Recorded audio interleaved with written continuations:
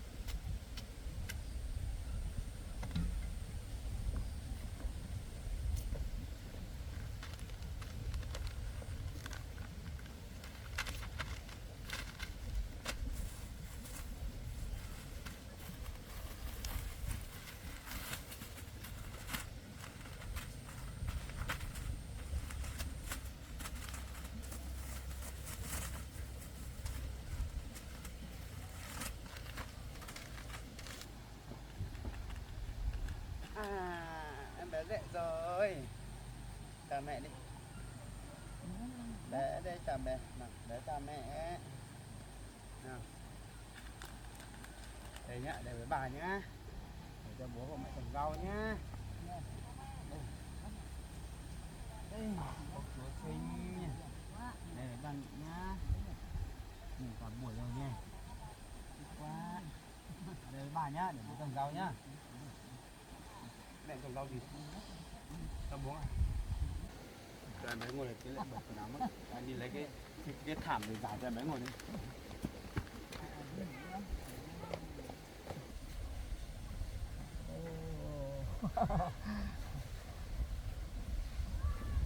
Ok.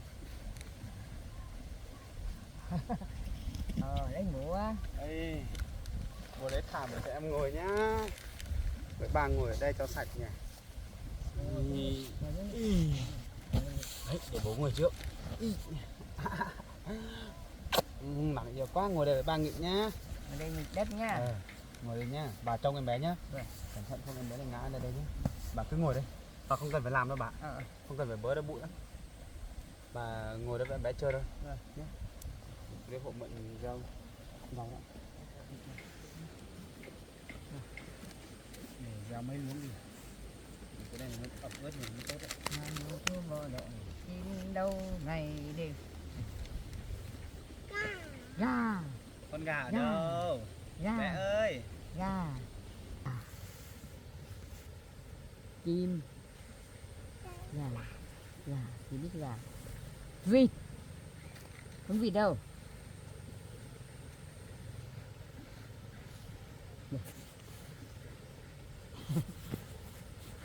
Ngồi xuống ngã nó bùm á. Bùm á. Cái này mình gieo chăm sóc thật tốt rồi em ạ. Mùa này là mùa mình gieo rau muống là nước Việt Nam Dân Chủ Cộng Hòa Cụ Hồ về ta đứng dậy cái này gieo chưa nhỉ? có anh em ta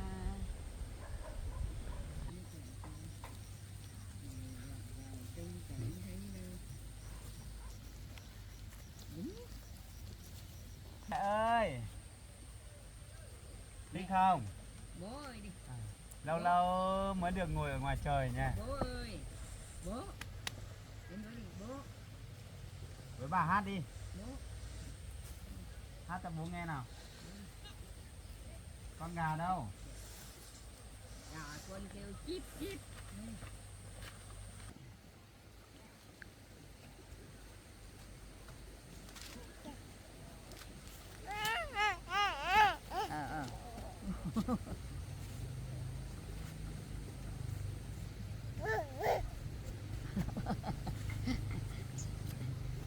Mẹ ơi. hát nha. Ngon quá. Nhảy đi, nhảy chụp hình đi, đi nhảy đi. Ra đây, nhả, bùm.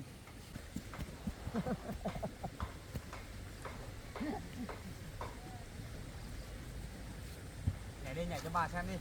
Em bé múa đi. Muốn nhảy, Đấy. muốn nhảy chụp hình đi, chụp hình. Ôi, Đấy, bà đỡ nha bà ơi.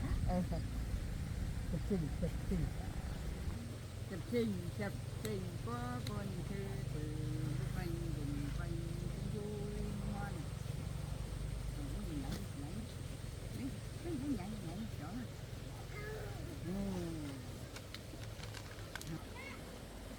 Chết rồi, còn món nào không?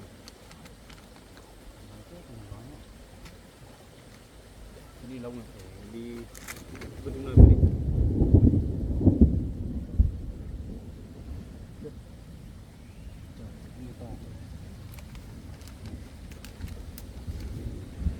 Tiếp.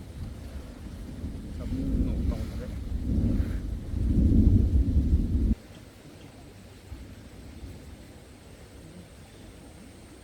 Hay là cho bà đưa đấy lên trên nhà mình.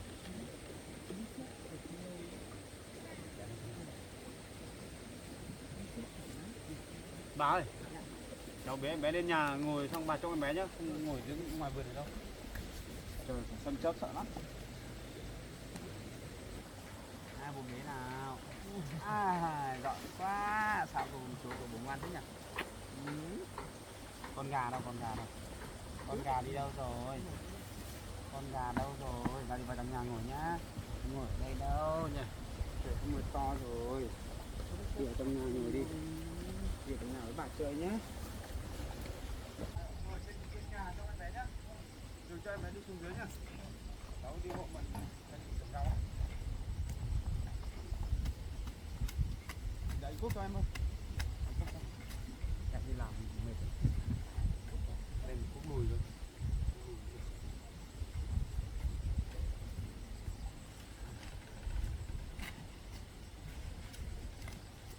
Rau muống phải trồng sâu tí, nông quá, ăn không phải rau muống à, rau muống cây cũng được, trồng sâu tí, trời nắng này nó không có độ ẩm nó không mầm đâu. Cuộc sống chỉ cần như thế thôi em nhỉ, chẳng cần gì náo nhiệt chỗ nào, cứ bình yên thôi là được. Anh đi làm về, anh với em trồng rau, một bữa cơm đạm bạc, thế là đủ nhỉ. Mái quá. Ước gì bây giờ có cả mẹ anh ở đây. Mẹ anh đấy nữa thì vui biết mấy.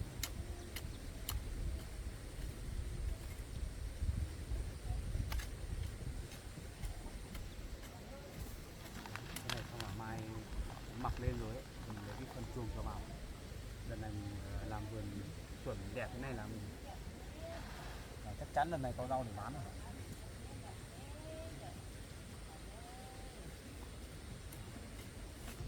Sở thích của anh ấy, anh rất là thích làm vườn em ạ. Anh thích trồng rau, trồng cây cảnh này, anh thích lắm. Đấy, để giống rau thì gieo đi, gieo nhiều vào.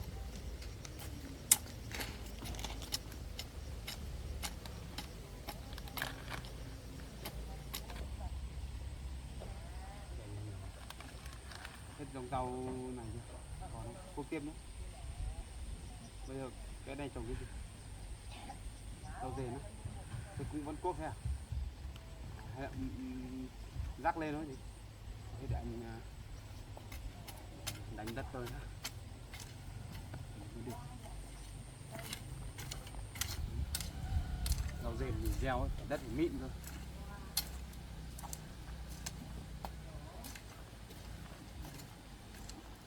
Ước gì mình có thêm một mảnh đất rộng rộng nữa, chuyên trồng rau.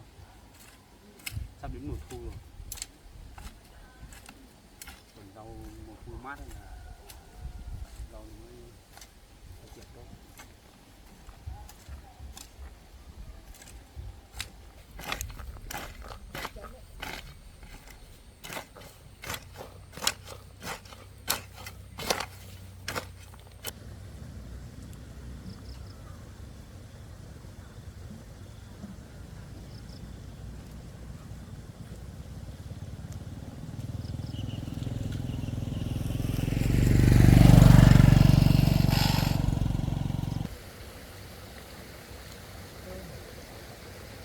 trai mình đi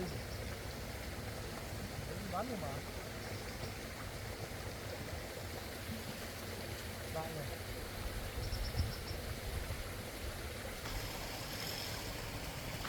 nhỉ xem mình có bán đi mà hai con trai mình lại chụp về nhỉ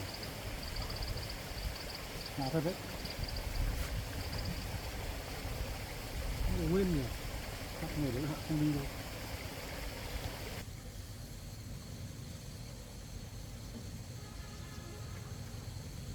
nhỉ con trai mình có tiền chuộc xe là không có tiền mua mình trả nợ nhỉ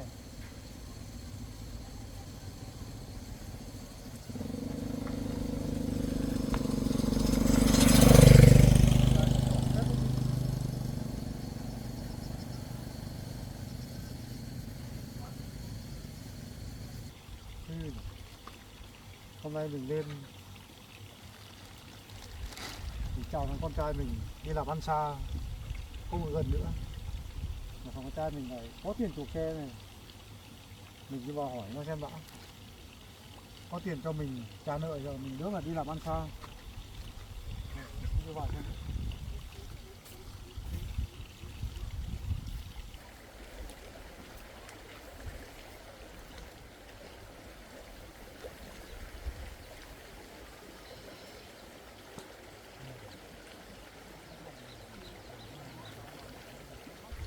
Một tí thằng con trai mình nhà một tí đi vào hỏi một tí đã mày nó mưa nó ẩm nó lại sống nó cứ theo đều đấy ở đây đang làm gì đấy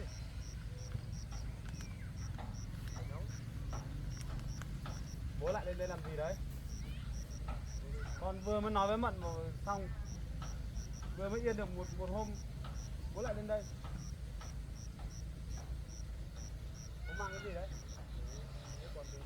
bố lên đây lên nhà các con chơi thôi không có việc gì đâu Bố hay nhỉ. Sao hết lần này đến lần khác lần nào phải lên đây nhà con làm gì? Bố mang cái túi gì đấy? Lại tính là lên đây làm phiền con à? Gây chuyện à? Bố đi về đi, đi về đi.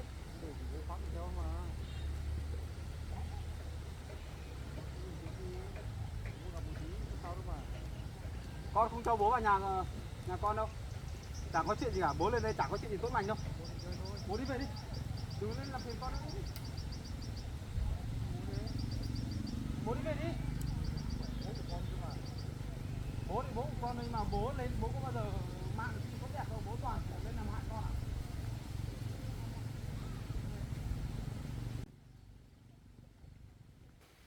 Con xe kia con đã chụp về rồi. Bố lại sao nữa đây? Thấy xe của con ở kia bố lại định có ý đồ gì à? Xe con mới chuộc về hôm qua đây. Con lấy tiền đâu mình nhiều thế. Tiền con lấy đâu, kệ con. Bố không phải hỏi. Bố đã mang xe con đi bán rồi. Bây giờ con chuộc được cái xe về đây rồi. Đừng có nói là bố lại định giở trò nhá. Bố hỏi con từ thế cơ mà con nói cho hỏi bố.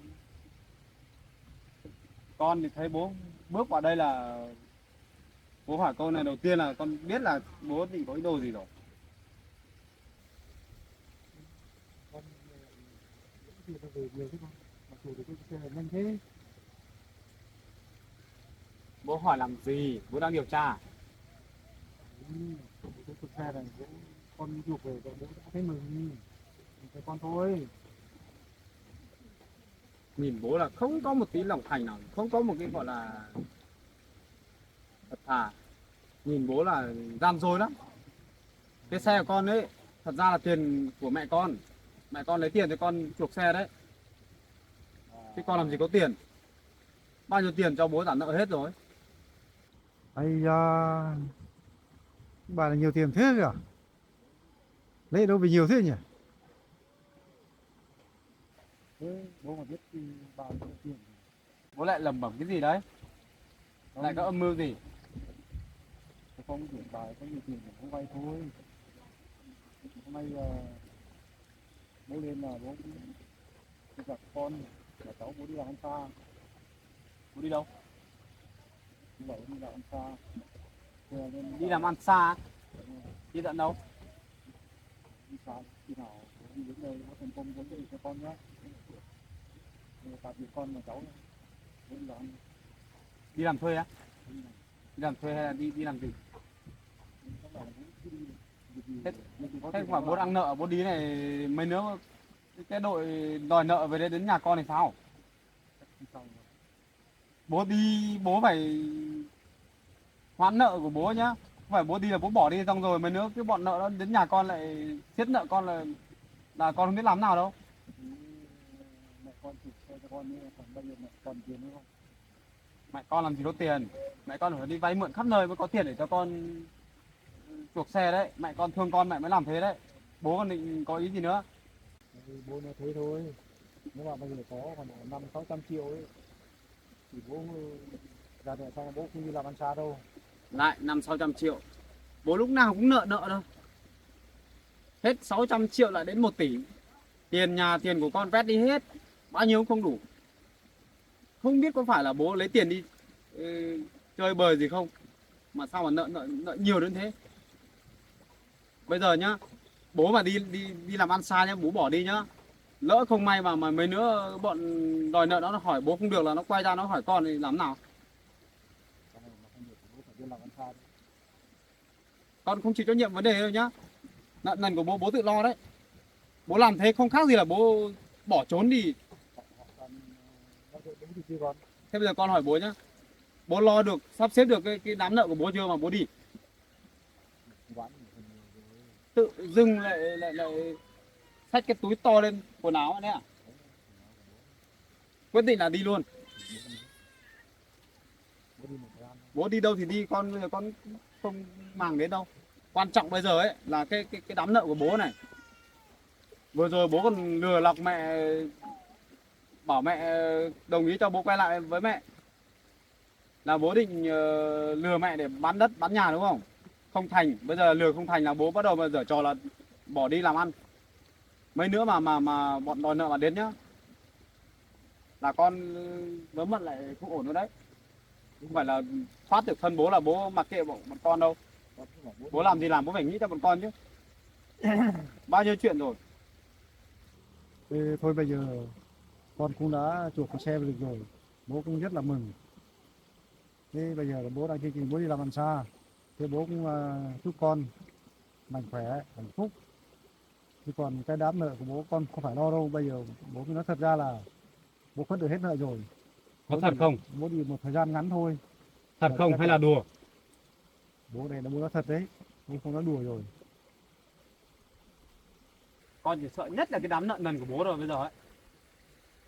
Có thật là bố xử lý xong cái đám nợ của bố không? Hay là giả vờ đây nói qua loa xong là tránh mặt xong là bố đi? Con như là đám nợ của bố đấy thì bố phất được rồi. Chứ còn trước khi bố đi làm ăn xa là bố mang theo thôi, các con không phải lo đâu. Thế nhá, các con cứ ở nhà mà làm ăn nhá, chăm lo cho cuộc sống để vào cho nó được ấm no hạnh phúc nhá. Thế bố đi đây. Tự dưng thầy bố nói này con thấy rất là lo đấy. Con nhá. Như kiểu sắp có chuyện rồi đấy nhá. Bố chắc là bố nói dối con đúng không? Bố đứng lại con hỏi đó. Bố ơi.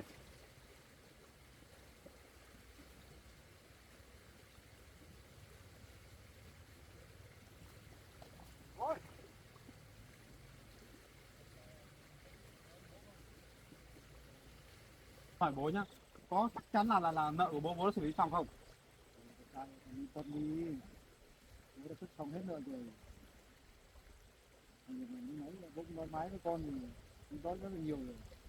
Thôi được nhá, bố không nói nhiều nữa nhá. Không, nếu như mà bố không đi đâu ấy thì con không lo. Tự dưng bố đang nợ, bây giờ bố lại đột nhiên bố lại bảo đi làm ăn xa. Thế cái đám nợ của bố làm kiểu gì? Chắc chắn là bố có vấn đề gì bố vẫn định bỏ đi đây. Thôi thì con an tâm đi, bố đã nói con an tâm đi. Còn cái nợ của bố á, là bố không mang theo được rồi. Còn những cái gì bố sẽ khất nợ, không phiền hà đến con đâu. Thế vậy nhá, bố đi luôn đây. Chúc các con khỏe nhá. Con nói trước nhá, riêng cái nợ của bố là con không biết rồi nhá. Con không liên quan đâu đấy. Bố đi bố thoát được thân của bố thôi. Mấy chốc nữa cái đám chủ nợ đến thì đi làm ăn xa. Mấy hôm nữa là bố là quay về lại với chúng con nhá. Bố về đây. Bố đi đi thôi. Con không quan tâm bố đi đâu đâu. Nhất là cái đám nợ của bố là bây giờ ấy. Tất nhiên là bỏ đi này. Không có điểm lành cái việc có. Ôi, hỏng rồi em ạ. Đây là chắc khả năng xảy ra chuyện này. Không biết cái đám nợ nần của bố anh ấy. Bố anh xử lý xong chưa? Tự nhiên bố anh lại bảo là bỏ đi làm ăn xa này. Anh thấy lo quá. Vừa mới yên ổn được 1-2 hôm nay lại như kiểu sắp có chuyện rồi đấy. Hay mà bố mà không xử lý được cái đám nợ kia, cái đám chủ nợ mà lên đây thì vợ chồng mình lại có chuyện đấy. Thôi thôi, lo quá.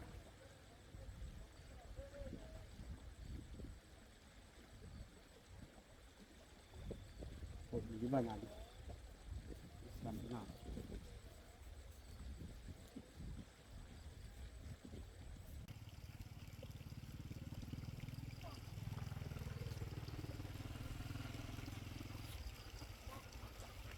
Thôi mình cứ đi đã. Đi làm ăn xa đã. Để thoát cái thân mình đã.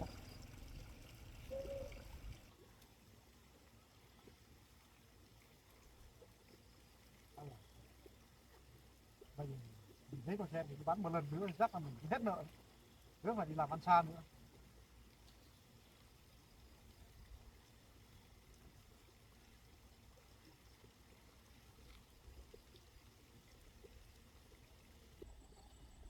Lo quá em ạ. Anh hy vọng là không có chuyện gì xảy ra. Mong sao là bố cất được cái đám nợ của bố. Còn bố bỏ đi này thì sợ lắm. Một ngày nào đấy cái đám chủ nợ đến thì mà không sao đâu. Mà chủ nợ mà đến ấy, anh có cách. Mình chỉ cần báo công an thôi. Công an vào cuộc phát là mình không dính dáng đến nợ nần thì của bố thì không sao. Không phải lo mấy đâu. Mình làm gì đi. Không lo đâu. Có công an thì không sợ. Của anh đúng là rắc rối. Vừa mới yên ổn được mấy hôm cứ bố xuất hiện là có chuyện, như kiểu là khắc tinh của bọn mình, của hai vợ chồng mình ấy. Cứ bố lên lần nào bố xuất hiện lần nào là có chuyện lần nào. Hay quanh cái đám nợ nần làm thật đấy. Bố mới chủ đi xe thì đã hỏi dứt khoát căng nợ bố tự lo, không giúp gì đâu. Giúp nhiều bố quen bố tính cho bỏ đi đấy. Mặt bố là anh biết rồi. Người là bố xấu tính thế này. Đeo đều nhá. Sống được mình lo thôi em ạ. Bố thì kệ. Mấy hôm thời gian trước đây anh còn mềm lòng, anh còn thương bố, giúp bố nhiều. Hóa ra là không như mình nghĩ đâu.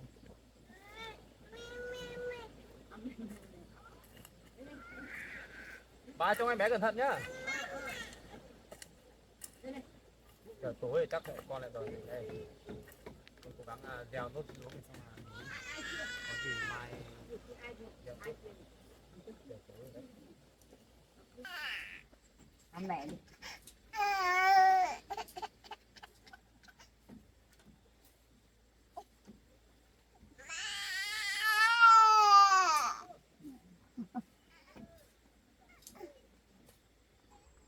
Cố đeo nốt ô này không là thôi. Kiểu như tối. Tắm để nó cơm ăn.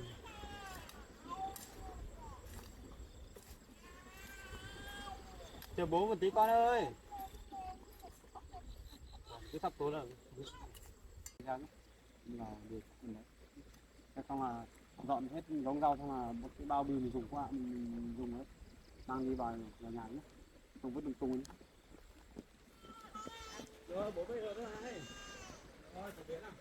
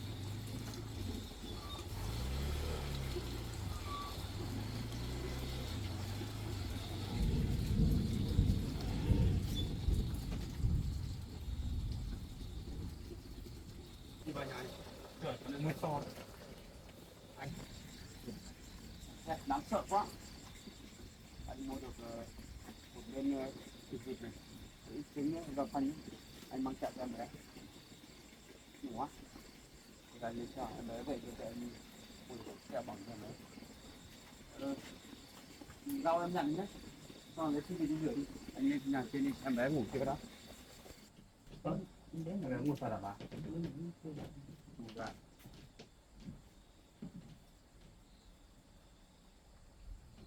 mua kẹo thì cho em bé ăn để mai nó dễ ăn lâu chưa bà luôn cái cho em bé ngủ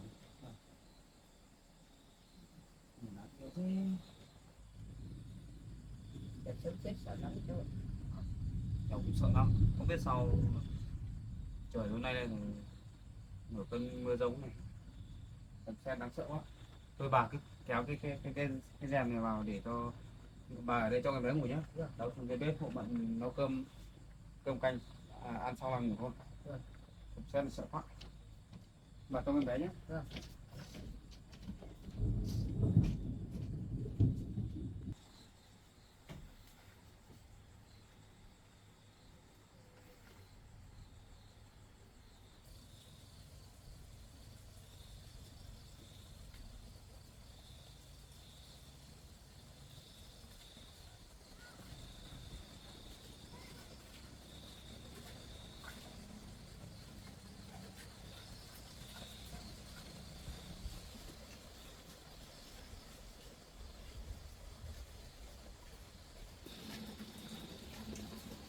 em ơi em lấy quần áo đi tắm đi không tí nữa không tắm được đâu tí mưa to về nên thì em đi tắm đi nhé để anh chưa nấu ăn thôi làm nấu nhanh thôi mưa to về là sợ lắm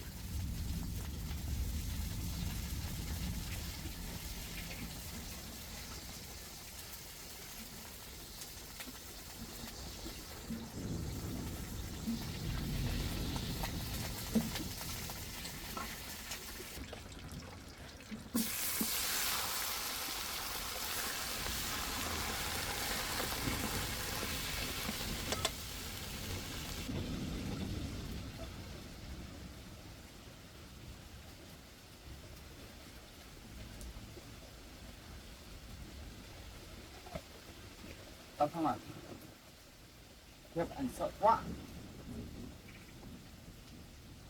đồng xét sợ thật cái đấy là cái nhà tao của nhau làm nhanh nhanh xong là lên nhà ăn cơm thôi sợ quá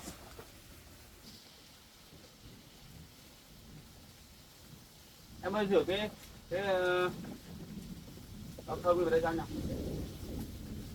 Lấy cái rau tăm ấy, cái rau tăm ở đây cho anh sao thì bị em sợ quá. Em đi rửa trong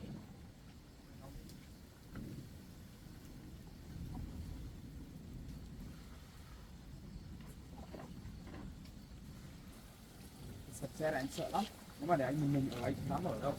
Ui được ghê quá. Em ơi vào nhà đi.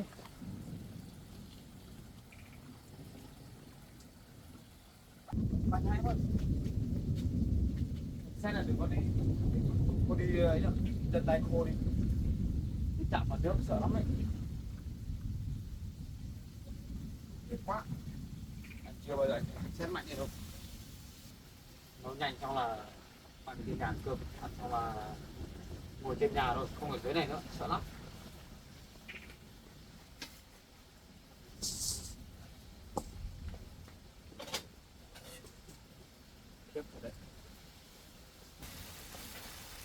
Bữa nay ăn tạm ít thức ăn này thôi nhá.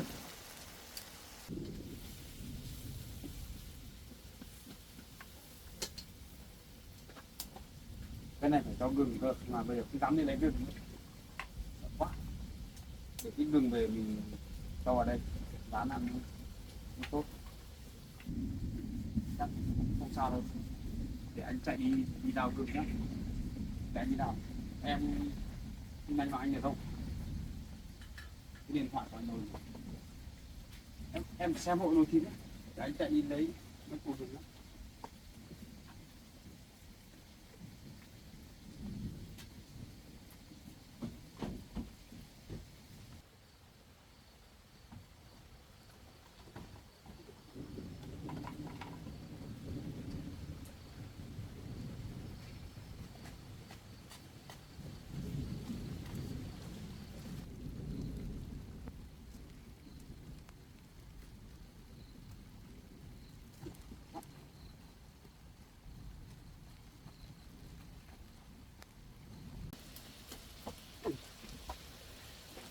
Anh sợ quá. Anh phải để chế độ máy bay thôi.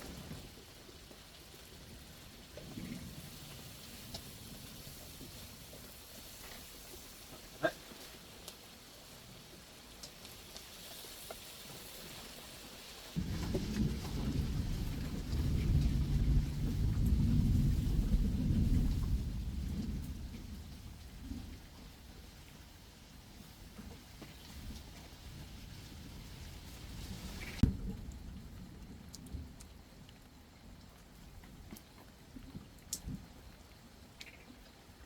Không sao đâu.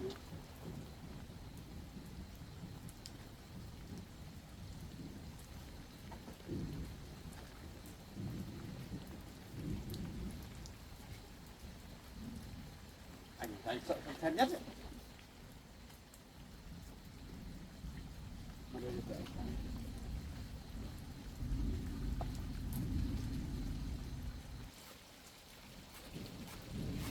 sợ nhưng mà vẫn phải làm. Chị cho em ơi, chị đi cho lên đĩa đi.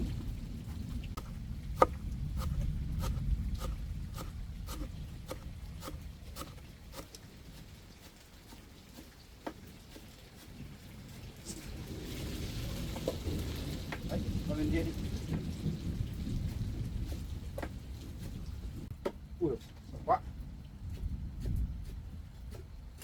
Ở nhà tre, nhà lá này anh sợ lắm. Anh hay ở nhà xây anh không thấy anh không sợ mấy.